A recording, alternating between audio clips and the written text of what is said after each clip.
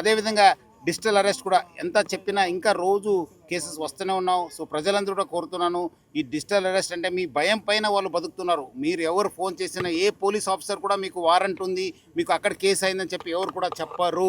నేను మళ్ళీ మళ్ళీ చెప్తున్నాను, ఎవరు కూడా ఇలాంటి చెప్పరు. మీరు సిబిఐ ఆఫీషియల్స్, ఈడీ ఆఫీషియల్స్ మీకు ఏదో ఫేక్ ఎన్బిడబ్ల్యూ చేసి మీ మిస్సెస్ని పట్టుకున్నారు, మీరు డ్రగ్స్ పార్సల్ చేశారని, అది కాదు. మీరు అందుకు వాళ్ళు ఏమాత్రం ఫోన్ చేసి మీకు భయపెట్టాలని ప్రయత్నం చేస్తే ఇమీడియట్లీ ఆ కాల్ని స్విచ్ ఆఫ్ చేయండి, కాల్ని బంద్ చేయండి.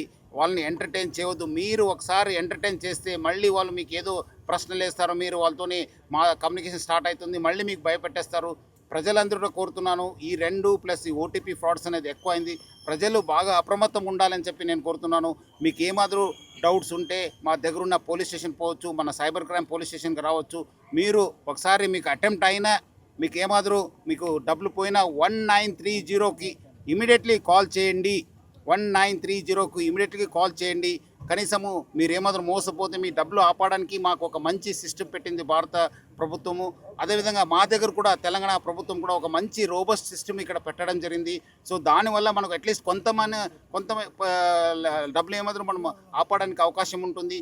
మీకు అటెంప్ట్ జరిగినా మీరు ఆ ఇన్ఫర్మేషన్ షేర్ చేయండి.